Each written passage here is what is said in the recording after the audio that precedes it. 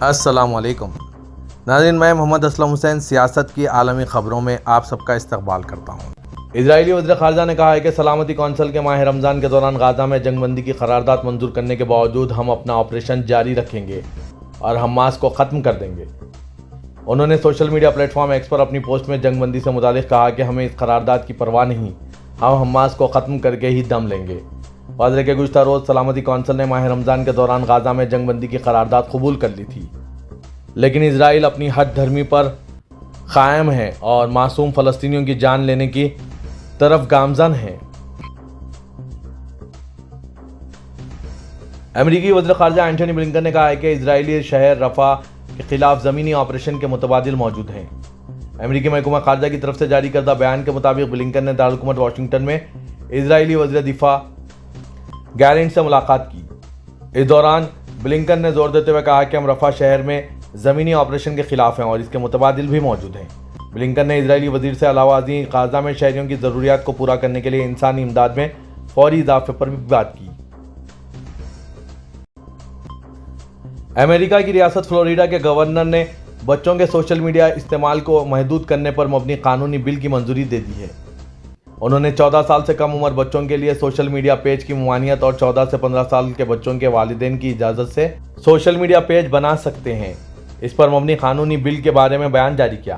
انہوں نے کہا کہ سوشل میڈیا کی وجہ سے بچے ڈپریشن کا شکار ہو جاتے ہیں، خود کو نقصان پہنچاتے اور بعض اوقات اپنے آپ کو ختم کر لیتے۔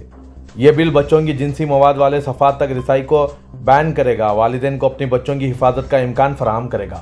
توقع ہے کہ قانون 1 جنوری 2025 کو نافذ کر دیا جائے گا۔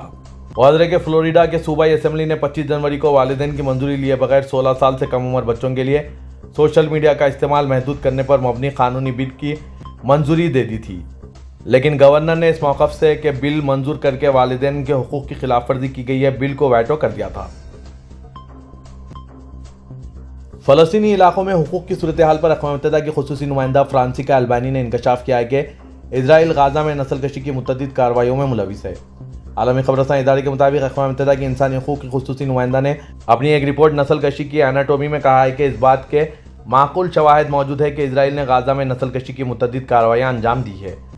فرانسیکا البانی نے اپنی رپورٹ میں مزید کہا کہ اس بات کے واضح اشارے ملے ہیں کہ اسرائیل نے نسل کشی کے بین الاقوامی کنونشن کے تحت درج 5 میں سے 3 کی خلاف ورزی کی ہے۔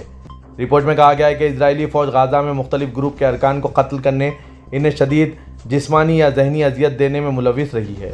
فرانسیکا البانی اپنی اس رپورٹ کو آج ہیومن رائٹس کونسل میں پیش کرے گی۔ دوسری جانب جنوبا میں اسرائیل کے سفارتی مشن نے کہا ہے کہ فرانسیکا البانی کی اس رپورٹ کو یکسر مسترد کرتے ہیں۔ اقوام متحدہ کے سیکرٹری جنرل اینٹونیو گٹرز بھی ماہ رمضان میں روزے رکھ رہے ہیں اور ایسا وہ فلسطین سے اظہار یکجہتی کے لیے کر رہے ہیں۔ دنیا بھر میں ماہ رمضان کا مقدس مہینہ جاری ہے، مگر ظالم اسرائیل نے اس ماہ مبارک میں بھی فلسطین اور غزہ کے مظلوم مسلمانوں کو زندگی تنگ کر دی ہے اور احترام رمضان کو بالائے طاق رکھتے ہوئے روزے دار درجنوں فلسطینیوں، جن میں خواتین اور بچے بڑی تعداد میں شامل ہیں، اپنا نشانہ بنا رہا ہے۔ لگ بھگ 5.5 ماہ سے جاری اس جنگ میں 32,000 سے زائد فلسطینی شہید اور ہزاروں زخمی ہو چکے ہیں۔ کئی ممالک کی جانب سے رمضان المبارک میں اسرائیل سے جنگ بندی کا مطالبہ کیا گیا، لیکن قابض ریاست ایسا کرنے کو تیار نہیں۔ غزہ والوں کی بدحالی دیکھ کر اقوام متحدہ کے سیکرٹری جنرل اینٹونیو گٹرز بھی دل برداشتہ ہو گئے اور ان سے اظہار یکجہتی کے لیے روزے رکھنا شروع کر دیے ہیں۔ اس حوالے سے انہوں نے فلسطینی مسلمانوں سے اظہار یکجہتی کرتے ہوئے سماجی رابطوں کی ویب سائٹ ایکس پر ایک انتہائی جذباتی پیغام شیئر کیا، جس میں انہوں نے خود رمضان میں روزے رکھنے کا انکشاف کیا۔ اینٹونی گٹرز نے اپنی پوسٹ میں لکھا کہ اپنے رمضان کے یکجہتی مشن کے دوران ان مسلمان لوگوں کے عقائد کے احترام میں روزے رکھ رہا ہوں، جنہیں دکھ اور یہ جان کر میرا دل خون کے آنسو رو رہا ہے کہ غزہ میں لاکھوں فلسطینیوں کو مناسب افطار تک میسر نہیں ہے۔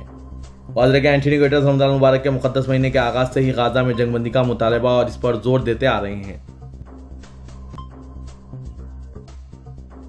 روس کے صدر پوٹن نے ماسکو میں کنسرٹ حملے کا ذمہ دار مسلمان انتہا پسندوں کو قرار دیا۔ سوشل میڈیا پر جاری بیان میں روس کے صدر پوٹن نے کہا کہ ماسکو میں کنسرٹ ہال پر حملے کے ذمہ دار مسلمان انتہا پسند ہیں۔ روسی صدر کا مزید کہنا تھا کہ یہ پتہ لگانا ابھی باقی ہے کہ حملے کا حکم کس نے دیا، تاہم یہ بات واضح ہے کہ اس قتل عام میں یوکرین کا کردار ہے۔ मुसलमान इंतहा पसंदों ने इस नजरिए के तहत ये हमला किया जिसके जेर असर मुस्लिम दुनिया ने सदियों तक जंगें लड़ी। पुतिन ने कहा कि सवाल ये पैदा होता है कि इस हमले से किसको फायदा पहुंचा। इस हौलनाक हमले का मकसद अवाम में खौफ और अफरा तफरी फैलाना और यूक्रेन के अवाम को यह दिखाना था कि यूक्रेन की हुकूमत सब कुछ नहीं हारी है। मॉस्को में कंसर्ट के दौरान हमले में 139 अफराद हलाक और दर्जनों जख्मी हुए हैं।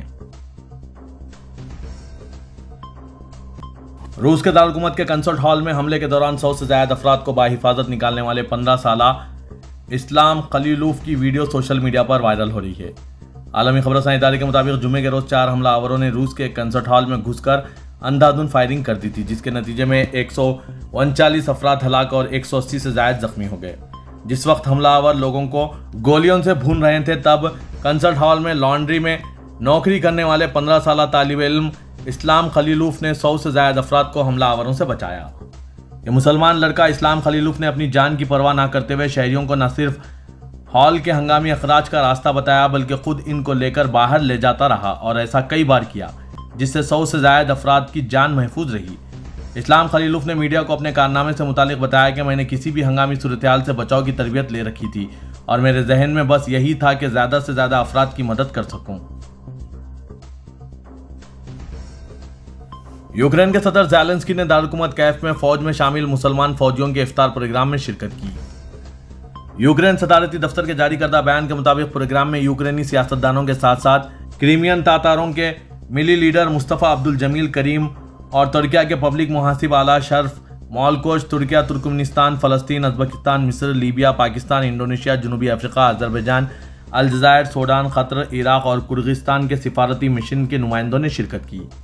प्रोग्राम में ज़ेलेंस्की ने मुसलमान फौजियों को अवार्ड दिए और कहा कि गुज़िश्ता साल हमने एक नई रस्म शुरू की है। अब हम रमज़ान के मुबारक महीने को इस तरह मिलकर मनाते हैं। हमारी हुकूमत की सियासी क़यादत, फौजी कमांडर, यूक्रेन मुस्लिम कम्युनिटी के नुमाइंदे, डिप्लोमेटिक यूनिटें सब यहाँ जमा हैं और मैं इस माहौल में शामिल होने पर बहुत खुश हूँ। इत्तेहाद हमेशा बेहद अहमियत रखता है, ख़ास तौर पर जंग और हमलों के साये में बाहम मुत्तहिद होना बहुत अहम है।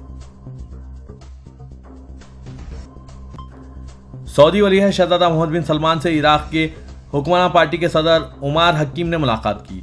सऊदी प्रेस एजेंसी के मुताबिक जिद्दा में हुई मुलाकात में वज़ीर ख़ारजा शहजादा फैसल बिन फरहान भी मौजूद थे।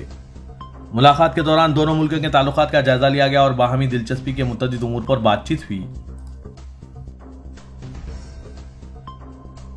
सऊदी अरब ने सलामती कौंसिल की जानिब से गाजा में फौरी जंगबंदी की करारदाद मंजूर किए जाने का खैर मकदम करते हुए कहा है कि इससे मुस्तकिल और पायदार जंगबंदी की राह हमवार होगी।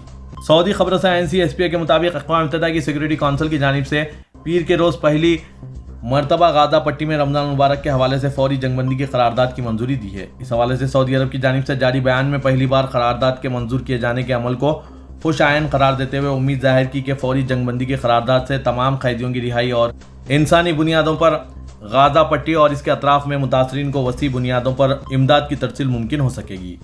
सऊदी अरब की जानिब से अपने गाजा पट्टी में शहरियों की मुश्किलात और इजरायली हमलों को रोकने के अपने मुतालबे की तजदीद करते हुए कहा गया है कि आलमी बरादरी इन हमलों को मुस्तकिल बुनियादों पर रोकने और फ़लस्तीनी अवाम की मुश्किलात के खात्मे के लिए अपनी जिम्मेदारी तस्लीम करें। वज़ीर-ए-आज़म पाकिस्तान शहबाज शरीफ ने बेहतरीन कारकर्दगी की हामिल ख़वातीन के लिए ब्लू पासपोर्ट और टैक्स पेयर्स को ऑनर कार्ड जारी करने का ऐलान किया। मंगल को इस्लामाबाद में टैक्स एक्सीलेंस की तकरीब से खिताब करते हुए इनका कहना था कि हम कब तक कर्जे लेकर ज़िंदगी गुजारते रहेंगे। मुआशी इस्तेकाम के लिए एयरपोर्ट्स को आउटसोर्स करने जा रहे हैं। इनके मुताबिक कर्जे लेकर तनख्वाहों की अदायगियाँ की जा रही है और तरक्याती काम किए जा रहे हैं। शहबाज शरीफ ने कहा कि IMF के साथ स्टाफ लेवल मुआहदा हो गया है और अगले माह किस्त मिल जाएगी। उन्होंने कर्जों से निकलकर शरह-ए-नमो बढ़ाने पर जोर देते हुए कहा कि आज कहीं किशकुल नाक भी लेकर जाएं तो अगले समझते हैं कि बगल में मौजूद होगा। वज़ीर-ए-आज़म के इस जुमले पर दबी सी हंसी भी सुनने को मिली, जिस पर शहबाज शरीफ ने कहा कि यह हंसने नहीं बल्कि गिरेबान में झांकने की बात है। चीन की वज़ारत ख़ारजा के तर्जुमान लेन जैन ने हिंदुस्तान के वज़ीर-ए-आज़म नरेंद्र मोदी सरकार पर तनकीद करते हुए कहा कि अरुणाचल प्रदेश से हमेशा चीन का हिस्सा रहा है, जिस पर हिंदुस्तान ने गैर कानूनी कब्जा कर रखा है। आलमी खबरसां इदारे के मुताबिक चीन की वज़ारत ख़ारजा के तर्जुमान जैन का प्रेस ब्रीफिंग में कहना था कि हिंदुस्तान ने 1987 में हमारे इलाके ज़ैनखनान पर कब्जा किया और इसे नाम निहाद अरुणाचल प्रदेश का नाम देकर अपनी रियासत बनाई। واضح ہے کہ اروناچل پردیش کی طرح لداخ کو بھی چین اپنا حصہ مانتا ہے اور مودی حکومت کے قانون کے تحت مقبوضہ کشمیر کو جموں کشمیر اور لداخ میں تقسیم کر کے وفاق کا حصہ بنانے پر بھی احتجاج کیا تھا۔